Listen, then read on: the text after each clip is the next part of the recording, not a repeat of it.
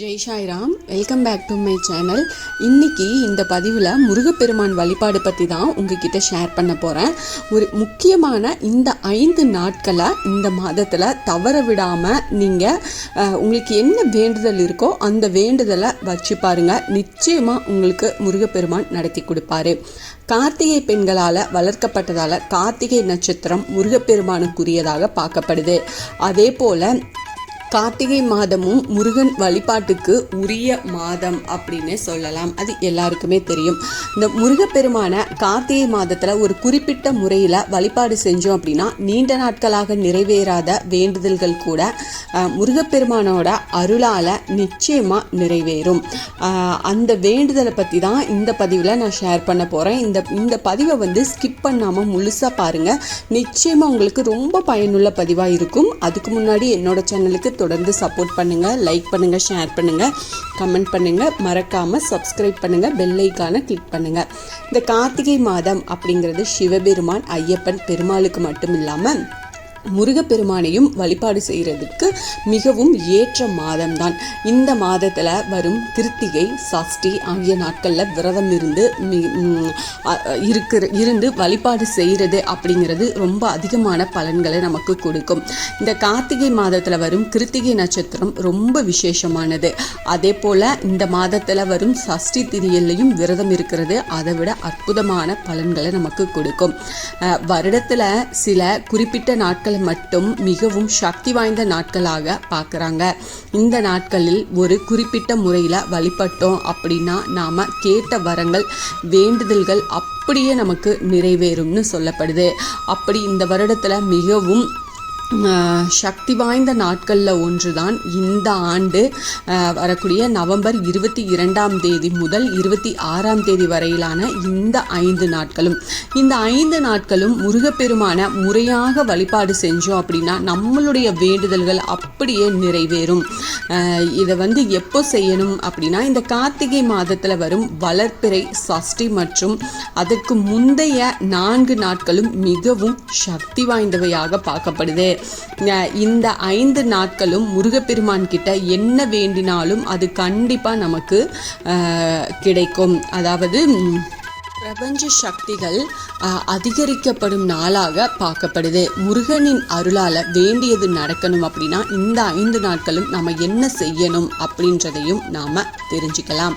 அதாவது நவம்பர் 22ஆம் தேதி முதல் நவம்பர் 26ஆம் தேதி வரையிலான 5 நாட்களும் காலை மற்றும் மாலை நேரத்தில் உங்கள் வீட்டுக்கு பக்கத்தில் முருகர் கோவில் இருக்குது அப்படின்னா உங்களால் எத்தனை முறை முடியுதோ அத்தனை முறை அந்த முருகப்பெருமான போய் கண் குளிர பார்த்து மனதார வேண்டிக்கிட்டு அந்த முருகர் கோயிலை சுற்றி வாங்க. கடைசி நாளான வளர்ப்பிறை சஷ்டி திதி வரும் இல்லையா, நவம்பர் 26ஆம் தேதி என்று முருகர் கோவிலுக்கு போய் 1008 முறை முழுவதுமாக அந்த ஆலயத்தை சுற்றி வரணும். இப்படி வழிபாடு செய்கிறதுனால உங்களுடைய வேண்டுதல் அடுத்த 12 நாட்களுக்குள்ள அப்படியே நடக்கும் அப்படின்னு சொல்கிறாங்க. அதாவது முருகப்பெருமானின் ஆலயத்தை சுற்றி வரும்போது முருகப்பெருமானுக்குரிய மந்திரங்களையோ இல்லை கந்தசஷ்டி கவசம் இல்லை திருப்புகள் இது போன்ற பாடல்களை நீங்கள் திரும்ப திரும்ப சொல்லிட்டு வலம் வர்றதுனால அதனுடைய ஆற்றல்கள் ரொம்ப வேகமாக முருகப்பெருமானின் அருளை ஈர்க்குமாமா.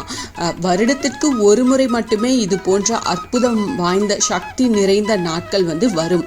பல நாட்களாக வேண்டுதல் நிறைவேறாதவங்க இந்த 5 நாட்களையும் தவற விடாமல் முருகப்பெருமான விரதம் இருந்து வழிபாடு செய்யறதுனால முருகப்பெருமான் அவர்களின் வேண்டுதல்களை கண்டிப்பா நிறைவேற்றி வைப்பாரு. முடிஞ்சா தினமும் 1 மணி நேரம் மௌன விரதம் இருக்கிறதுக்கு பாருங்க. அதுவும் குளிகை நேரத்துல இப்படி மௌன விரதம் இருந்து முருகப்பெருமான வழிபாடு செஞ்சு பாருங்க.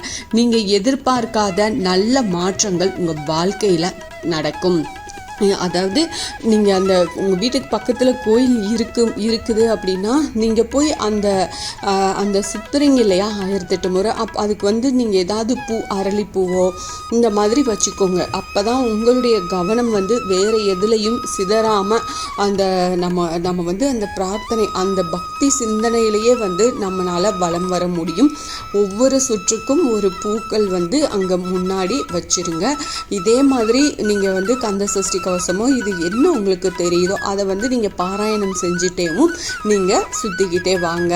அப்படி இல்லை உங்கள் கூட யாராவது ஒருத்தவங்க வர்றாங்க அப்படின்னா அவங்க கிட்ட கூட அந்த பூக்களை கொடுத்து அவங்கள வந்து அந்த எண்ணிக்கையை வந்து நீங்கள் கணக்கு வச்சுக்க சொல்லலாம்.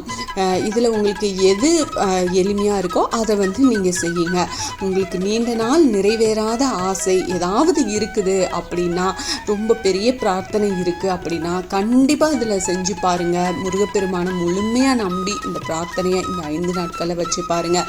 நிச்சயமாக கந்தபெருமான் நிறைவேற்றி கொடுப்பாரு. இந்த பதிவு உங்களுக்கு பயனுள்ள பதிவாக இருக்கும் அப்படின்னு நம்புகிறேன். இதில் ஏதாவது சந்தேகம் இருந்தால் எனக்கு கமெண்ட்டில் கேளுங்க, நான் பதில் சொல்கிறேன்.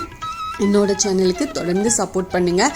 லைக் பண்ணுங்கள், ஷேர் பண்ணுங்கள், கமெண்ட் பண்ணுங்கள், மறக்காமல் சப்ஸ்கிரைப் பண்ணுங்கள், பெல் ஐக்கானை கிளிக் பண்ணுங்கள். இது போல் எனக்கு தெரிஞ்ச ஆன்மீக பதிவுகளை உங்ககிட்ட நான் ஷேர் பண்ணுறேன். Thank you friends. மீண்டும் அடுத்த பதிவில் சந்திப்போம்.